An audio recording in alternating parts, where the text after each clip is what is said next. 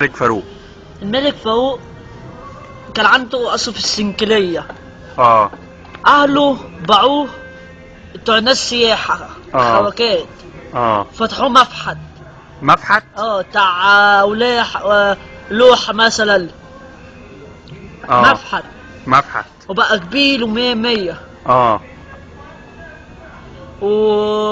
وعاوز تشرب الحشيش في النكلة. هات ربع وعي حشيش. ربع وعي. ربع وعي حشيش. وكوباية بنكة. كوباية ايه؟ بنكة. كوباية بنكة ماشي. ها حطها في النكلة على الكوكاكاز. على البوكاجاز ماشي. في النكلة.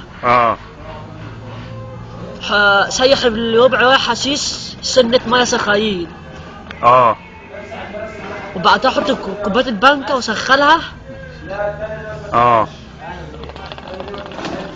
بعدها احط كوباية البنكة وسخنها. وبعد تسخن كل حاجة تعمل دماغ بيها. هتخلي دماغ عالية. هتخلي حويت كله هاتي. انت بقى شغال في السجل المدني صح؟ طب بتطلع البطاقة ازاي؟ انت هتيجي الساعة 7 في المكتب هنا. هنروح على السجل نجيب السلمليات وشهادة الميلاد. السلمليات؟ شهادة الميلاد. الاستمارات يعني. قول له بالعربي. وشهادة الميلاد هنجيبهم من السجل وانت تحط لي بقى فيهم البيانات ووصل نول وعدت على الكمبيوتر وصورت وتطلع البطاقة في يوم واحد. تاخدها انت واقف. تاخدها انت واقف. يعني انت شغال في السجل المدني. وايه تاني؟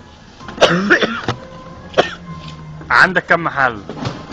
كان عندي قهوة. رحت قلبتها 3 محلات احسن. ايه بقى؟ اكلت واحد محل فتحه كاوتش.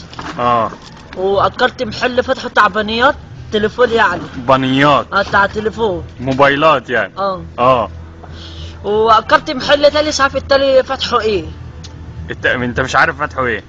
انا اكلت له خلاص. عشان تخلص منه.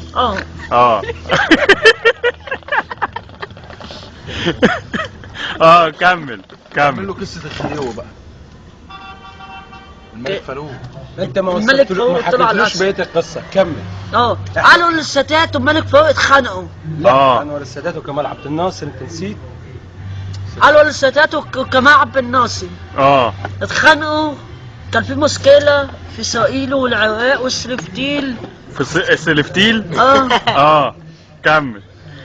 اسرائيل والعراق والسلفتيل. ايوه عارفها. فلسطين يعني. يعني. بالايه دي؟ فلسطين. بالايه؟ بالعربي. بالأمنبي دي ولا بالعربي؟ كمل. كانوا بيتخانقوا بالسيف وكمان عبد الناصر كانوا بيتخانق المبوط. السوم يعني. السوم يعني ماشي. المبوط. خلاص الخناقة اتصالحوا مع بعض. اتصالحوا؟ مع بعض. انت قلت لي بقى الفيلا بتاعت مين؟ الفيلا اللي عند المسرحة. المزرعة. دي اسمها فيلة علاء مالك. على مين؟ علاء مالك ابن حسن مالك. امه مين؟ كانت سوسن مالك.